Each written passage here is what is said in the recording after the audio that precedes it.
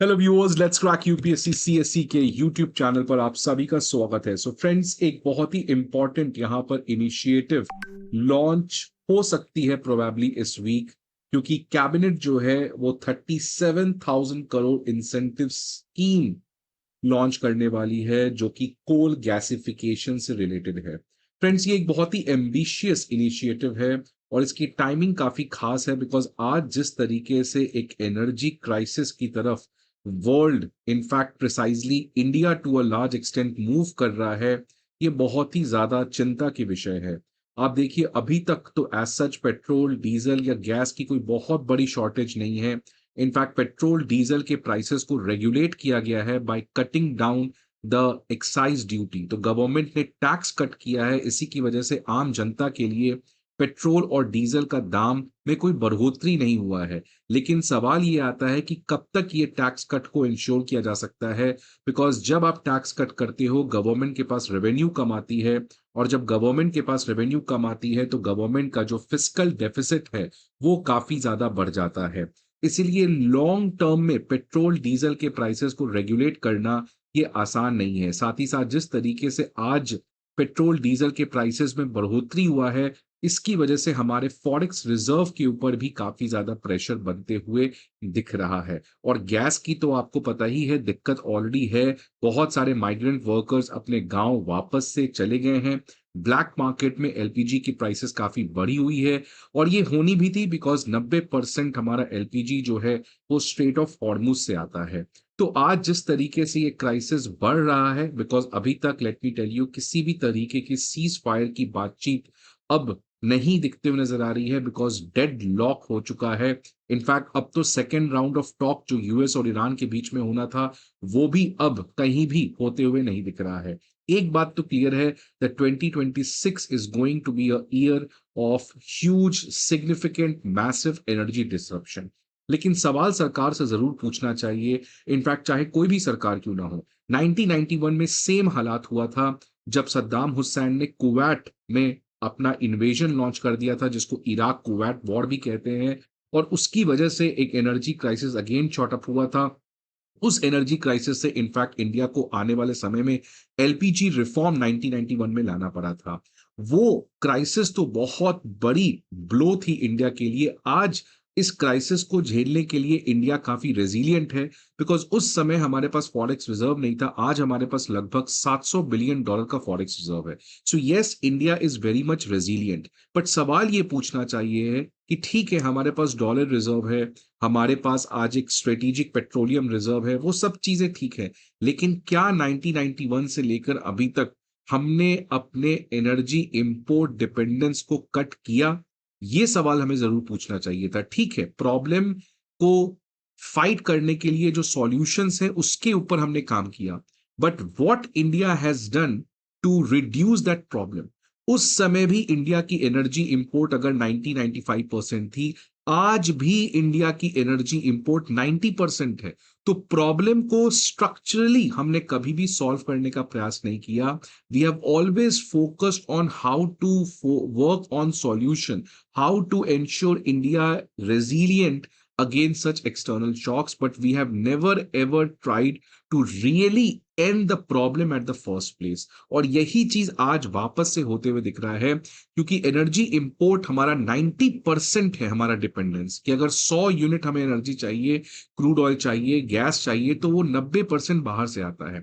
इसको हमने क्यों नहीं कभी कट करने का प्रयास किया? क्या इसको हमें 60% 50% पे नहीं लाना चाहिए था? चाइना ने ये चीज किया।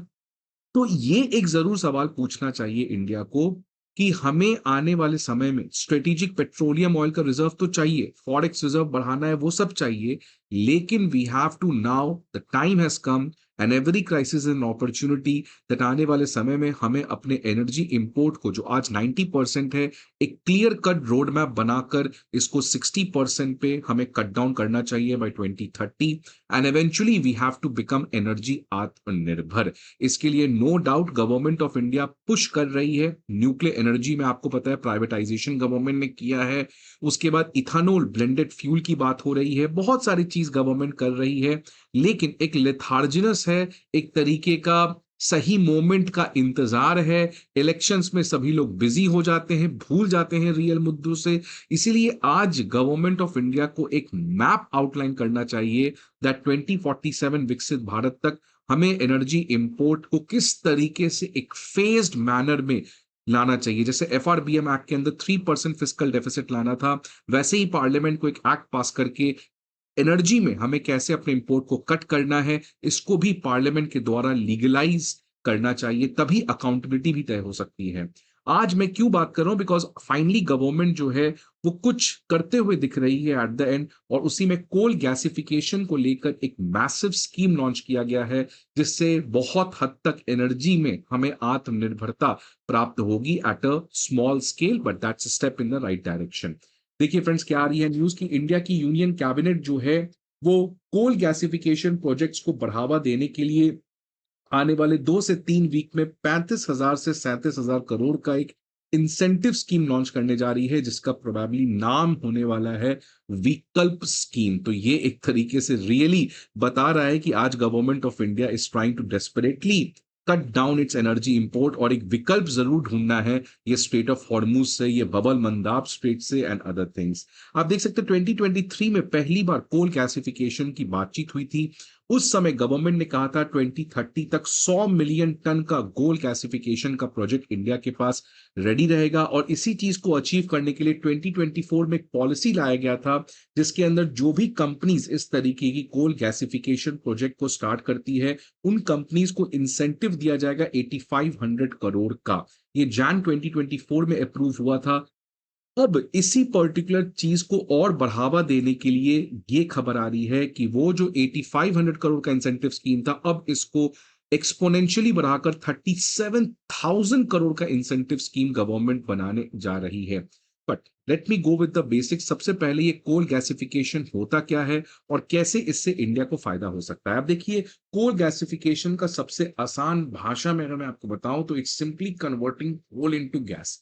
कोल को गैस में कन्वर्ट करना, और क्योंकि ये गैस नेचुरली नहीं है, इसको आर्टिफिशियली बनाया जाता है, इसलिए इसको सिंथेटिक गैस कहते हैं। सो सिंपली कोल को कन्वर्ट करना एक सिंथेटिक गैस में, इसी प्रोसेस को हम लोग कोल गैसिफिकेशन कहते हैं। और ये जो सिंथेटिक गैस हम लोग कोल से प्रोड्यूस करते हैं, it is nothing but a mixture of carbon monoxide, hydrogen, कुछ मीथेन भी इसमें आपका होता है। अब क्यों ये जरूरी है? बिकॉज इंडिया के पास कोल की बहुत मैसिव रिजर्व है, गैस की रिजर्व उतनी है नहीं। इसीलिए अपने कोल के एबंडेंस को यूज करके हम सिंथेटिक गैस बना सके, और ये सिंथेटिक गैस के बहुत सारे एप्लीकेशंस हैं, जिसको आज मैं आपको बात करूंगा। इन सिंथेटिक गैस से आप देख सकते हैं बहुत कुछ कर सकते हैं। इस सिंथेटिक गैस से आप फर्टिलाइजर बना सकते हैं। इस सिंथेटिक गैस को आप फर्दर प्रोसेस करके ऑल्टरनेटिव फ्यूल्स बना सकते हैं, such as methanol, ethanol and synthetic diesel, जिससे हमें क्रूड ऑयल इंपोर्ट कम करना पड़ेगा। इस सिंथेटिक गैस से आप हाइड्रोजन प्रोड्यूस कर सकते हैं, जिससे हाइड्रोजन फ्यूल बन सकता है, और इसी सिंथेटिक गैस से हम लोग synthetic natural gas SNG produce कर सकते हैं, जो आप एलपीजी के ऑल्टरनेटिव में, या जो गाड़ियां में सीएनजी यूज होती है उसके ऑल्टरनेटिव में भी हम यूज कर सकते हैं। तो ये जो कोल से सिंथेटिक गैस बनाना है, इसको फर्दर हम लोग प्रोसेस करके various application from agriculture to energy to many other things, इसको हम लोग यूज करते हैं। अब ये कैसे बनता है? सबसे पहले कोल को हमें क्रश डाउन करना पड़ता है एक फाइन पाउडर में। इस फाइन पाउडर को एक गैसीफायर में हमें डालना पड़ता है, जिसके अंदर बहुत ही ज्यादा टेम्परेचर होता है, प्रेशर भी बहुत ज्यादा हाई होता है, और इसके अंदर इसका ऑक्सीडेशन करवाना पड़ता है, मतलब इसको ऑक्सीजन डालकर रिएक्ट करवाना पड़ता है। तो कोल को आप पाउडर में कन्वर्ट किए, एक बॉक्स है जिसको हम गैसीफायर कहते हैं, जिसके अंदर टेम्परेचर और प्रेशर बहुत हाई होता है। इस गैसीफायर के अंदर एक एजेंट होता है जो प्योर ऑक्सीजन का होता है, जिसके साथ ये फाइन पाउडर क्रश्ड कोल जो है वो ऑक्सीडाइज करता है। ध्यान रखिएगा, ये ऑक्सीडेशन जो है ये कंप्लीट ऑक्सीडेशन नहीं होगा, बिकॉज अगर कंप्लीट ऑक्सीडेशन होगा तो कोल जल जाएगा, कोल से एनर्जी बन जाएगा, बट हमें कोल को कंप्लीटली बर्न नहीं करना है।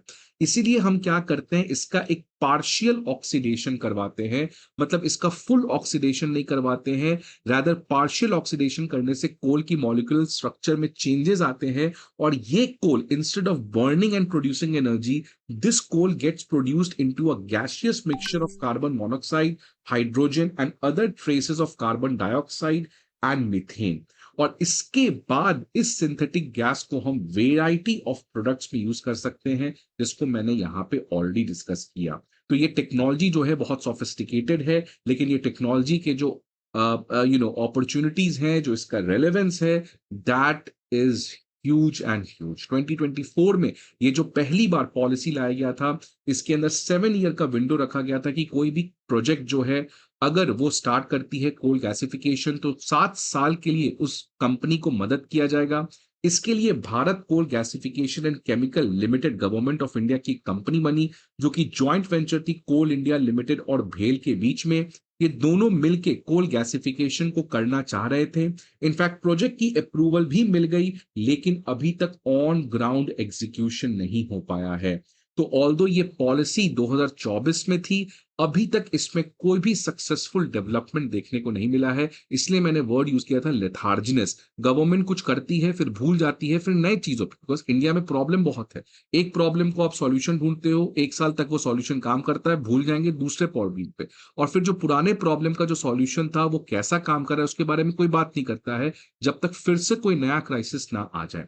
अब देख सकते हैं सबसे बड़ी चैलेंज क्या है कि क्यों गोल गैसिफिकेशन डिस्पाइट 2024 पॉलिसी अभी तक सक्सेसफुल नहीं हो पाई है। क्योंकि इंडिया का जो कोयला है, जो कोल है, उसमें 30 to 45% ऐश होता है। ऐश एक तरीके का वेस्ट होता है, ये कोल में रहता है, बट इससे कोई फायदा नहीं होता है। सो 30 to 45% कोल ऐश होता है हमारे इंडियन कोल में। और इसके लिए, इस कोल से अगर आपको सिंथेटिक गैस बनाना है, तो उसके लिए हमें मशीन्स को इंपोर्ट करना पड़ता है जो इंडिया के कोल के लिए अडेप्ट किया जा सके।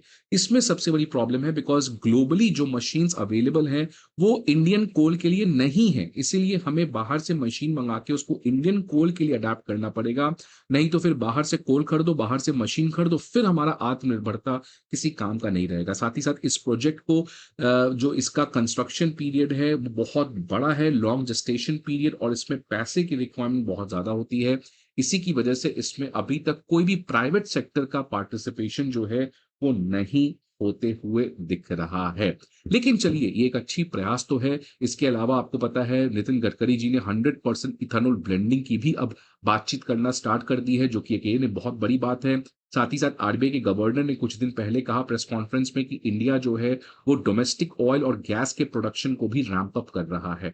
ये सभी चीजें ठीक है, लेकिन जैसे मैंने पहले भी कहा, अर्जेंट वॉर फुटिंग पे पार्लियामेंट को स्पेशल सेशन कन्वीन करके ये बताना चाहिए 2030 तक हमारा एनर्जी इंपोर्ट आज 90% है, वो कहाँ होगा 2035 तक, कहाँ होगा। जैसे हर 5 साल पे हमारा एनडीसी आता है यूएनएफसीसी के अंदर, वैसे ही हर एक 5 साल का एक फेज रिडक्शन टारगेट इंडिया को रहना चाहिए। और उसको करने के लिए एक special body with over arching power भी हमें बनाना चाहिए। आपके क्या व्यूज एंड सजेशंस हैं, please let me know comment box. I hope आपको ये वीडियो अच्छा लगे। See you again some other video, till then goodbye and take care.